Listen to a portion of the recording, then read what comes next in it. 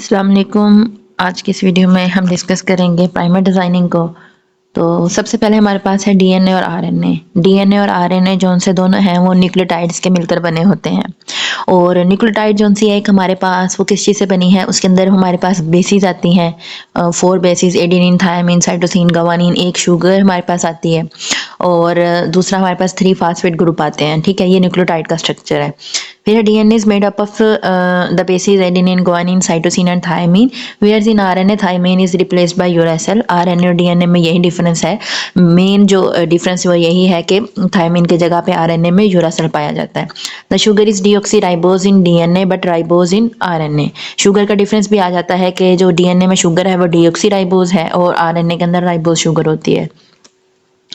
फिर ये हमारे पास जो है डीएनए और आरएनए का स्ट्रक्चर बताया गया है कि ये हमारे पास शुगर बेस है और इसके साथ फास्फेट ग्रुप 3 लगे हुए हैं और फिर हमारे पास आगे हमारे पास न्यूक्लियोटाइड्स आती हैं और बस इसके अंदर ये डिफरेंस होता है ये आरएनए में कि ये जो थायमीन है इसकी जगह पे ये यूरासिल प्रेजेंट होता है और शुगर का भी डिफरेंस है तो उसके अंदर हाइड्रोक्सिल ग्रुप का होता है एक डिफरेंस।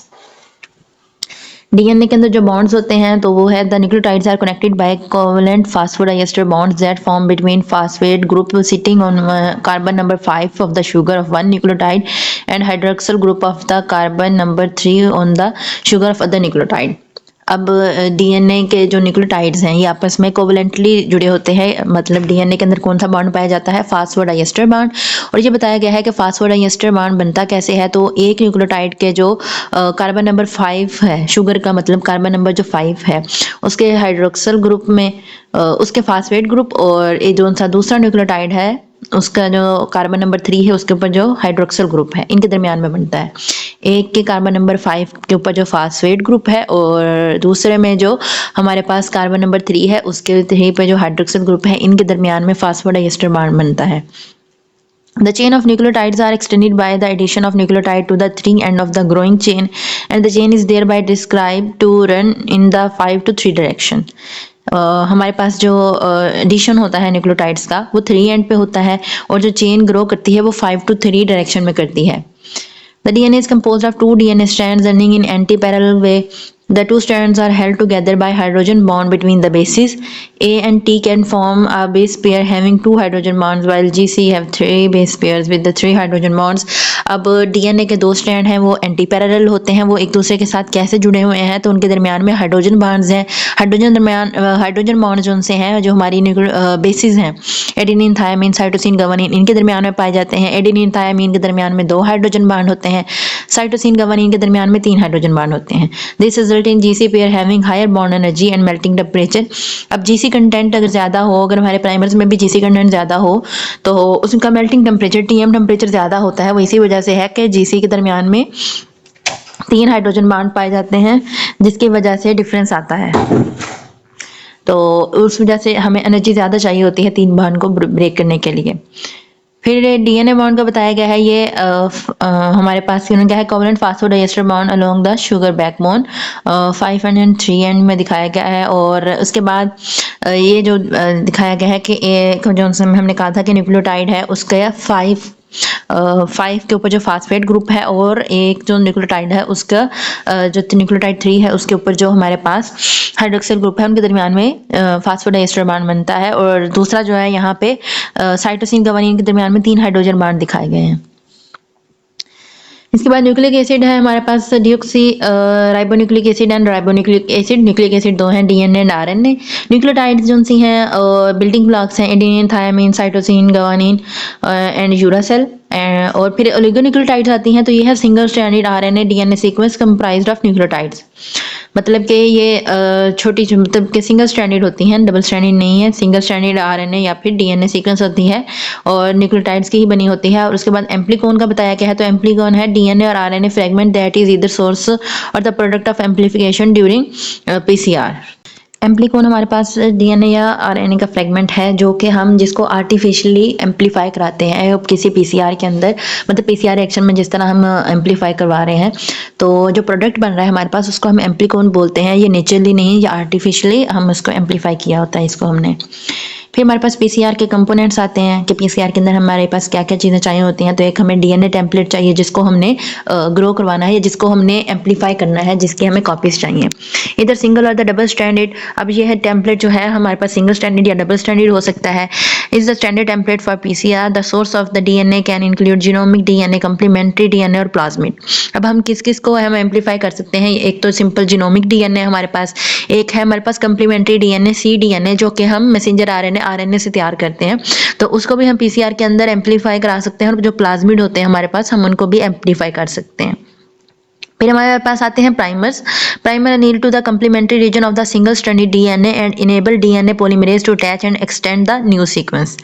ये प्राइमर जो है ये हमारे पास जो कम्प्लीमेंट्री रीजन है, या फिर अगर हमने स्पेसिफिक रीजन को एम्पलीफाई करना है तो उसके लिए हम प्राइमर्स तैयार करते हैं। और ये कम्प्लीमेंट्री सीक्वेंस होते हैं उस सीक्वेंस के जो हमारे पास जो हमें डिजायर्ड है या जिसको हमने एम्पलीफाई कराना है, तो फिर हम मतलब प्राइमर्स यूज़ करते हैं और ये उस सीक्वेंस के साथ जाके अटैच हो जाते हैं और एक्सटेंड करते हैं, न्यू सीक्वेंस बनाते हैं।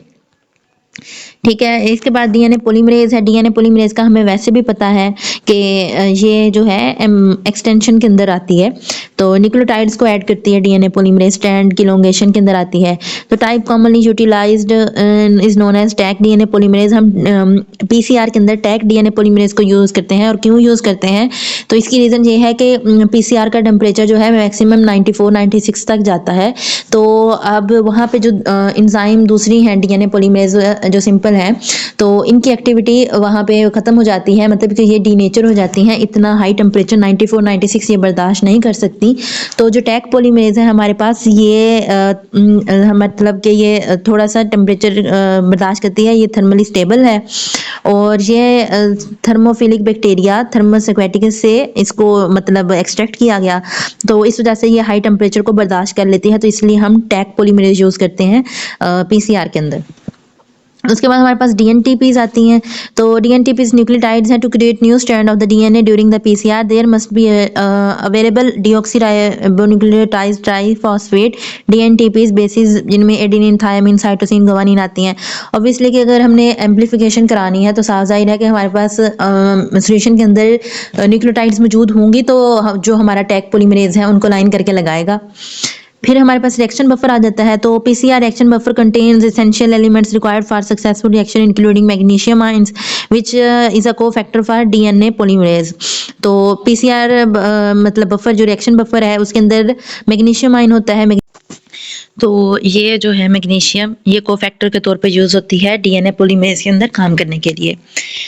इसके बाद हमारे पास है डीएनए पीसीआर के कंपोनेंट्स। पीसीआर के कंपोनेंट्स में सबसे पहले डीएनए टेम्पलेट है, ये जो हमने पीछे पढ़े हैं। तो ये पीसीआर के कंपोनेंट्स ही हैं। तो यहाँ पे फिर वही बताए गए हैं कि हमें एक डीएनए टेम्पलेट चाहिए, सिंगल स्ट्रैंड, डबल स्ट्रैंड, दोनों तरह का ही हो सकता है। प्राइमर्स चाहिए हमें, और मतलब कि स्टार्टिंग पॉइंट है जहाँ पे डीएनए पॉलीमरेज अटैच होती है। डीएनए पॉलीमरेज की एक्टिविटी वैसे ही स्टार्ट नहीं हो जाती, तो उसको प्रोमोटर चाहिए होता है, प्राइमर चाहिए होता है। तो प्राइमर्स लगते हैं, तो उससे आगे फिर डीएनए पॉलीमरेज अपनी एक्टिविटी स्टार्ट करती है। डीएनए पॉलीमरेज एंजाइम चाहिए, यहाँ पे डीएनए पॉलीमरेज की जगह पे हम टैग डीएनए पॉलीमरेज यूज करते हैं। डीएनटीपीज चाहिए हमें, रिएक्शन बफर चाहिए, और एमजी रिएक्शन बफर के अंदर जो मेन कंपोनेंट है MgCl2 लाजमी होना चाहिए। ये हमारे पास कोफैक्टर है डीएनए पॉलीमरेज के लिए। फिर यहाँ पे पीसीआर का रिएक्शन दिखाया गया है। इसमें है पहले क्या है, इनिशियल जो है डीनेचुरेशन होती है अराउंड 94 डिग्री सेंटीग्रेड। उसके बाद एनीलिंग आ जाती है। एनीलिंग का जो उसका टेम्परेचर है वो 45 से 60 है, और एक्सटेंशन होती है उसके बाद अप टू 72 डिग्री सेंटीग्रेड। अब है इनिशियल डीनेचुरेशन। और सबसे पहले इनिशियल डीनेचुरेशन के उसमें क्या होता है कि double stranded DNA is first heated to around 94 degree centigrade for few minutes. Larger DNA templates longer initial denaturation phase. Initial denaturation में क्या होता है कि जो डीएनए है उसको हम हीट करते हैं 94 डिग्री सेंटीग्रेड के ऊपर, अराउंड उसके 94 to 96 इतना ही होता है इसका टेम्परेचर, और फ्यू मिनट्स के लिए इसको हीट करते हैं। और लार्जर डीएनए टेम्पलेट होगा तो उसका जो ये जो हमने कहा फ्यू मिनट्स हैं, तो ये इनिशियल जो है डीनेचुरेशन का ये फेज, ये ड्यूरेशन, ये उसका बड़ा होगा। मतलब कि जितना डीएनए का स्ट्रैंड लंबा है उससे उतना ही टाइम लगेगा डीनेचर होने में। डीनेचुरेशन फिर आ जाती है, पहले इनिशियल डीनेचुरेशन थी, अब डीनेचुरेशन है start of each PCR cycle. The sample is heated to around 94 degree centigrade for just few seconds. Newly formed PCR products are denatured back into single stranded form. अब फिर क्या है, एक initial denaturation है जिसमें हमने DNA के template को तोड़ना है। अब एक बार जब कर लिया, फिर उसके बाद जब एक दफ़ा एक पीसीआर साइकिल कंप्लीट हो गया, जब दूसरा पीसीआर साइकिल स्टार्ट होगा तो फिर डिनेचुरेशन होगी और जो हमारे पास पीसीआर प्रोडक्ट बना होगा वो डिनेचर होगा। तो ये फ्यू सेकंड्स की होती है। जो इनिशियल जो पहले साइकिल के लिए डिनेचुरेशन है वो मिनट्स की होगी, और जो वैसे फिर हर साइकिल के बाद जो डिनेचुरेशन आनी है वो फ्यू सेकंड्स की होगी। अनीलिंग का स्टेप है। फिर अनीलिंग में क्या होता है कि सिंगल स्ट्रैंडेड डीएनए जो सा है वो उसको हम कूल करते हैं 45 to 60 डिग्री सेंटीग्रेड के नज़दीक, to enable PCR primers to anneal to other complementary regions on the template. अभी टेम्परेचर इतना कम क्यों करते हैं कि जो हमारे पास प्राइमर्स हैं वो डीएनए सीक्वेंस के साथ जाके अटैच हो जाए, उनकी अनीलिंग हो जाए। अनीलिंग जब हो जाती है तो फिर एक्सटेंशन का प्रोसेस आता है। फिर एक्सटेंशन के लिए हम उसको अप्रोक्सीमेटली 72 डिग्री सेंटीग्रेड तक हीट करते हैं। अब हम 72 डिग्री सेंटीग्रेड तक क्यों हीट करते हैं? क्योंकि ये टेम्परेचर ऑप्टिमल है टैग पॉलीमरेज की एक्टिविटी के लिए। इस टेम्परेचर पे जो टैग पॉलीमरेज है वो अपने बेस्ट एक्टिविटी शो करती है। Taq polymerase attach to the bound primers and extend the new template stand in 5 to 3 direction. 5 to 3 direction याद रखना है कि हमेशा एक्सटेंशन जो है वो 5 to 3 डायरेक्शन में होती है। टैग पॉलीमरेज जो सा है प्राइमर्स जो से होते हैं उनके साथ अटैच होकर न्यू टेम्पलेट बनाती है। At the end of the extension step the number of PCR product copies will have double since the start of the PCL cycle. Her PCR cycle के एंड पे जो हमारे पास कॉपीज हैं वो double हो जाती हैं, टेम्पलेट डीएनए डबल हो जाते हैं। अब आ जाती है बात प्राइमर्स की। प्राइमर क्या है? Primer is a short single stranded oligonucleotide. Primers are design in pairs, the forward primer and the reverse primer. Primer जो से हैं हमेशा हमारे पास पेयर की फॉर्म में होंगे। The primer pair binds to the complementary sequence of the DNA sample. The primer pair dictates the region of the DNA sample to be amplified. DNA sample का वो रीजन जिसको हमने एम्पलीफाई करना है, primer वहां पे जाके अटैच हो जाएगा। DNA polymerase can only add nucleotides to an existing strand, hence it needs primer to attach DNA further replication to take place। हमने पहले भी कहा कि DNA polymerase की एक्टिविटी ऐसे ही स्टार्ट नहीं हो जाती, उसे एक एग्जिस्टिंग स्ट्रैंड चाहिए होता है और प्राइमर मतलब कि उसके पीछे कोई ना कोई सीक्वेंस हो जिसके आगे वो न्यूक्लियोटाइड्स को ऐड करता जाए, मतलब कि ये स्टार्ट नहीं ले सकता एक्सटेंशन का। तो इसलिए प्राइमर अटैच होते हैं, प्राइमर से आगे फिर ये एक्टिविटी को कंटिन्यू करती है। प्राइमर्स यहाँ पे दिखाए गए हैं। ये जो दो प्राइमर है, पीसीआर रिवर्स प्राइमर और पीसीआर फॉरवर्ड डीएनए टेम्पलेट के साथ आप देख सकते हैं जो रेड कलर की शॉर्ट सीक्वेंस अटैच हैं, ये हमारे पास प्राइमर्स हैं। फिर है प्राइमर डिज़ाइन क्राइटेरिया कि अगर हमने प्राइमर बनाने हैं तो फिर किस तरह बनाने हैं। तो प्राइमर की लेंथ जो है वो 18 to 30 न्यूक्लियोटाइड्स होनी चाहिए। अब ना ज़्यादा बड़ी होनी चाहिए, लंबी होनी चाहिए, ना ज़्यादा शॉर्ट होनी चाहिए। टू लॉन्ग होगा तो too specific and may have trouble binding to the target region. एक तो ये है कि अगर वो बहुत ज़्यादा लेंथ होगी प्राइमर की तो उसको बाइंडिंग के अंदर प्रॉब्लम होगा। और इसके बाद इसका ये भी है कि जो सेकेंडरी स्ट्रक्चर्स हैं हमारे पास, हेयर पिन डाइमर्स वगैरह, वो अगर हमारा प्राइमर ज़्यादा बड़ा होगा तो वो ज़्यादा बनने के चांस होते हैं। टू शॉर्ट होगा तो फिर स्पेसिफिक बाइंडिंग नहीं होगी, not specific enough and may bind to unwanted reason.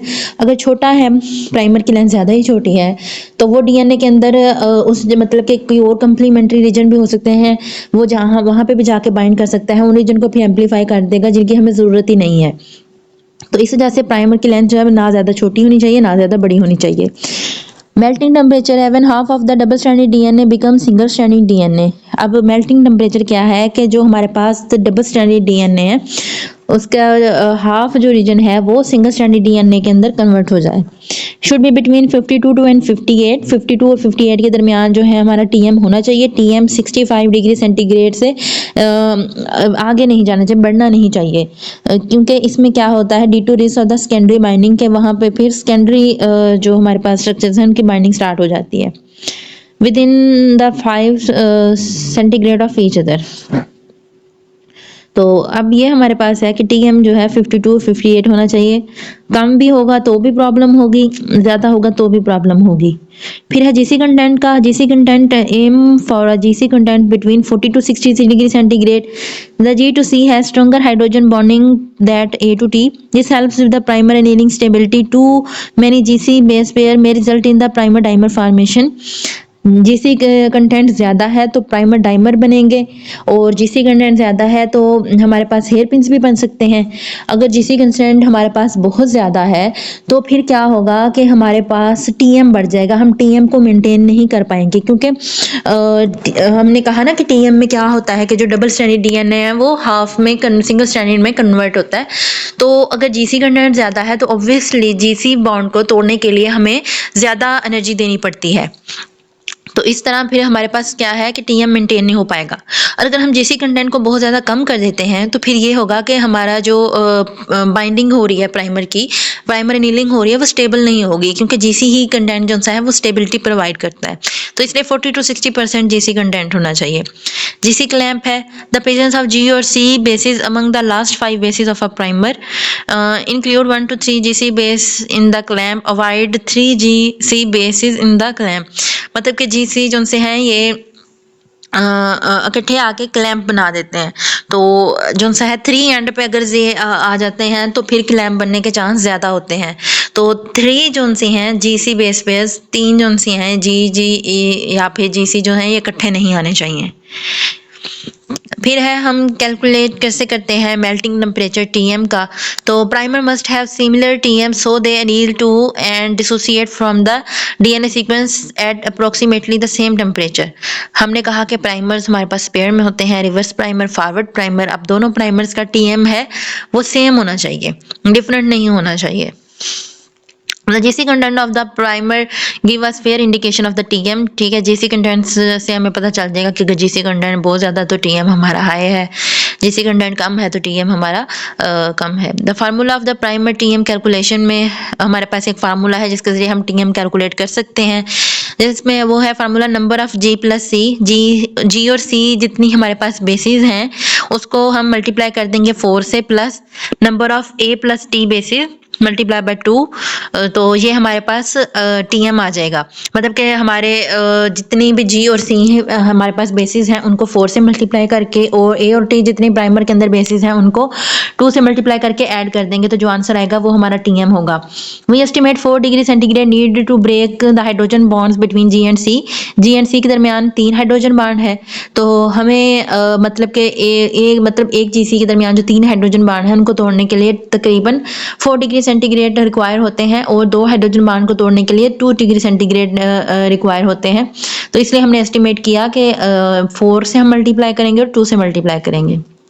All primers in the reaction must have similar melting temperature so they yield to and dissociate from complementary DNA sequence at approximately the same temperature। ठीक है, जितने हमने primer reaction में use किए हैं उनका TM same होना चाहिए ताकि वो सेम टाइम पे अनील करें, सेम टाइम पे डिसोसिएट करें, सॉरी सेम टेम्परेचर पे, ताकि टेम्परेचर अब टीएम जो है वो एक ही होगा। अब ये नहीं कि कुछ का हम अगर हम टीएम जब हम पीसीआर रिएक्शन लगाते हैं तो हम टीएम की वैल्यू फिक्स करते हैं। तो अगर हमने रिएक्शन के अंदर हमारे पास 5, 6, 7 प्राइमर हैं, सबका टीएम डिफरेंट होगा, तो हम टीएम को कैसे मेंटेन, मतलब कि एक टीएम की वैल्यू को कैसे सिलेक्ट करेंगे। इस वजह से ज़रूरी होता है कि जो हम प्राइमर यूज़ कर रहे हैं उन सब प्राइमर्स का टीएम एक ही हो। इसके बाद हमारे पास सेकेंडरी स्ट्रक्चर आ जाते हैं। सेकेंडरी स्ट्रक्चर्स में क्या है, secondary structures are the unwanted product produce during PCR. Primer dimer है सबसे पहले हमारे पास, when the primers anneal to each other. ठीक है, प्राइमर डाइमर्स में क्या होता है कि प्राइमर खुद ही आपस में बाइंड कर लेते हैं, डाइमर बना लेते हैं। एक है होमोडाइमर, दूसरा है हेट्रोडाइमर। होमोडाइमर में सेल्फ डाइमराइजेशन है कि मतलब फॉरवर्ड जो सा था फॉरवर्ड से मिल गया, मतलब कि खुद ही के साथ उसने बाइंडिंग कर ली, डाइमर बना लिया, या फिर रिवर्स ने रिवर्स के साथ डाइमर बना लिया। हेट्रोडाइमर में होता है क्रॉस डाइमराइजेशन, मतलब कि फॉरवर्ड और रिवर्स जो प्राइमर थे उन्होंने आपस में ही बॉन्डिंग कर ली। Primer should contain less than 4 complementary bases specially at the 3 end, मतलब कि 3 एंड जो एंड होता है वहाँ पे 4 जो बेसिस हैं वो इकट्ठी नहीं आनी चाहिए। ए ये मतलब कि 4 जो है वो एक ही बेसिस इस तरह नहीं आनी चाहिए। अगर ये एक साथ आ जाएं तो फिर डाइमर बनने के बहुत ज़्यादा चांसेस होते हैं। डेल्टा जी क्या आ जाती है बाद, the value indicating energy needs to break the bond. Larger negative value indicates more stable structure. अगर मतलब कि लार्जर नेगेटिव वैल्यू होगी तो हमारा जो डाइमर बन रहा है वो ज़्यादा स्टेबल होगा। Delta G value should be weaker then -9 kilo calorie पर मोल। तो मतलब कि -8, -5, -4, -3 होनी चाहिए, -12, -13, 14 नहीं होनी चाहिए डेल्टा जी की value.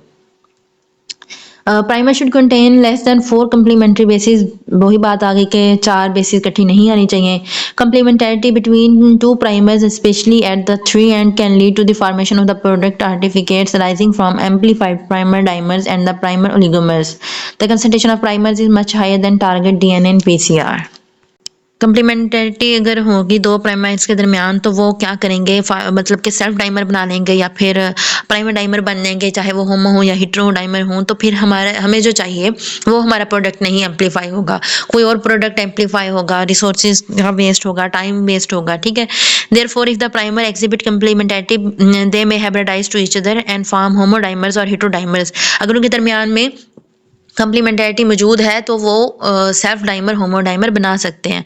Self dimer is form due to intermolecular interaction of the same primer के वो सेल्फ जो सा है वो सेम प्राइमर के दरमियान में बनता है और हिट्रो जो सा है वो रिवर्स या फॉरवर्ड के दरमियान में बनता है। तो अब इसको हमने अगर इसको चेक करना हो तो हम क्या करते हैं, सेंस प्राइमर मतलब के फॉरवर्ड प्राइमर और जो है anti sense primer reverse primer, इनको आपस में मतलब के चेक कर लें इनकी कंप्लीमेंटरिटी कितनी है। और जब हम अगर प्राइमर डिज़ाइन कर रहे हो तो हम इस बात का ख्याल रखें कि हम उन प्राइमर को चूज़ ना करें जिनके अंदर ज़्यादा कंप्लीमेंटरिटी पाई जाती है। हेयर पिन फॉर्मेशन आ जाती है when primer binds to itself, जब प्राइमर खुद के साथ बाइंड करता है। A primer folds and anneals to itself creating a structure similar to hair pin, तो फिर वो हेयर पिन बनाता है। Hairpin at the 3 end is more determinant to reaction outcome. The same delta G criteria applies to the hairpin as well. ठीक है, delta G का जो हमने कहा था, जिस तरह के हमारे पास होमोडाइमर हिटोडाइमर में था कि मोर पॉजिटिव वैल्यू होनी चाहिए, -8 -6 होनी चाहिए, डेल्टा जी की वैल्यू -9 से -10 -12 नहीं होनी चाहिए। तो यहाँ पे भी सेम क्राइटेरिया जी का है, वो हेयरपिन के लिए है। Delta G should be weaker then -9 and क्योंकि जो मतलब कि -9 से नीचे हो, -8 और -7 हो तो वो ज़्यादा स्टेबल नहीं होती, तो वो माइक्रो सेकेंड्स के अंदर भी वो अगर हेयर पिन बनी भी है, अगर उसकी डेल्टा जी वैल्यू -3 है -2 है तो माइक्रो सेकेंड्स के अंदर ब्रेक हो जाएगी। और जो डेल्टा जी से फिर 9 से बड़ी हूँ मतलब कि -10 हूँ तो वो हमारे पास आती हैं कि वो ज़्यादा स्टेबल होती हैं।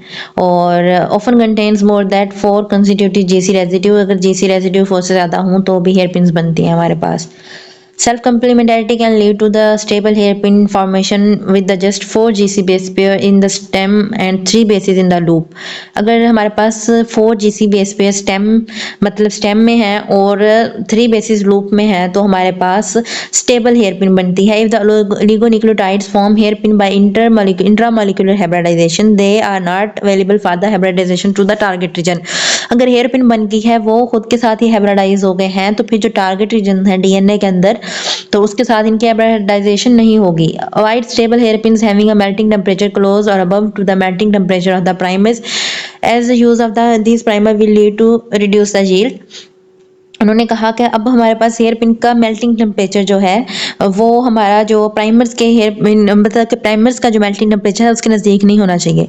हेयर पिन का टीएम जो है वो 0 से कम हो या फिर 94 से अबव हो, जहाँ पे हमारा पीसीआर साइकिल जाता ही नहीं है। अगर मतलब कि अगर हमने 40 या फिर 50 वाली टेम्परेचर टीएम वाली मेल्टिंग टेम्परेचर वाली हेयर पिन ले ली तो ऑब्वियसली जब टेम्परेचर वहाँ पे जाएगा तो प्राइमर हमारा डीएनए के साथ हाइब्रिडाइज होने के बजाय हेयर पिन बना लेगा। तो इस वजह से टीएम का भी बहुत ख्याल रखना पड़ता है हेयर पिन के अंदर। Distance between primers, the distance between 5 end of the two primer defines the length of the amplicon। ठीक है, अब डिस्टेंस जो होता है 5 एंड दो प्राइमर है उनके 5 एंड के दरमियान जो डिस्टेंस है वो बताएगा कि जो हमारा प्रोडक्ट बन रहा है उसकी लेंथ कितनी है। Primer distance 2000 base pair part are normally use, तो मोस्टली जो प्राइमर्स हैं उनके जो 5 एंड है उनके दरमियान में 2000 बेसिस का जो डिस्टेंस है वो नॉर्मली यूज़ किया जाता है या 2000 बेसिस होती हैं उनके दरमियान में।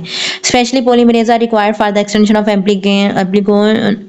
एप्लीकोन्स 2000 bases. Special polymerase or polymerase enzyme mixes are needed for the amplification of long amplicons। ठीक है, लॉन्ग इससे ज़्यादा लॉन्ग भी हो सकती हैं लेकिन नॉर्मली जो है 2000 बेसिस लेंथ होती है एम्प्लीकॉन की। Annealing temperature the temperature at which primers can bind to the DNA template, पहला हमारे पास मेल्टिंग टेम्परेचर था जिसमें डीएनए डबल स्ट्रैंड मतलब कि डीएनए ने डबल स्ट्रैंड से सिंगल स्ट्रैंड में कन्वर्ट हो रहा था, और यहाँ पे है कि दोबारा उसकी अनीलिंग हो रही है, दोबारा बाइंडिंग हो रही है। The TA is related to the TM of the primers and must be determined for each primer pair use. ठीक है, टीए टीएम से रिलेटेड है क्योंकि डबल स्ट्रैंड सिंगल स्ट्रैंड में कन्वर्ट होगा फिर ही प्राइमर अटैच होंगे। TA is typically set around 5 degree centigrade below the lowest of the TM of a primer. ठीक है, अगर हमारे पास जो टीएम है वो जो हमारा टीए है वो टीएम से 5 डिग्री सेंटीग्रेड बिलो होता है। एग्जाम्पल दी गई है, फॉरवर्ड प्राइमर टीएम 62 है तो रिवर्स प्राइमर का टीएम 60 है, तो जो अनीलिंग है उसको हम 55 पे सेट करेंगे। ठीक है, optimal TA for the primer pair to the target can be calculated as follow. Optimal TA के लिए हमारे पास फार्मूला है 0.3 multiply by TM of a primer and 0.7 multiply by TM of a product. ठीक है, ये इसका फार्मूला याद रखना है, और ऑनलाइन जो कैलकुलेटर है उनके थ्रू भी हम टीएम कैलकुलेट कर सकते हैं और टीए कैलकुलेट कर सकते हैं। ये हमारे पास था प्राइमर्स का।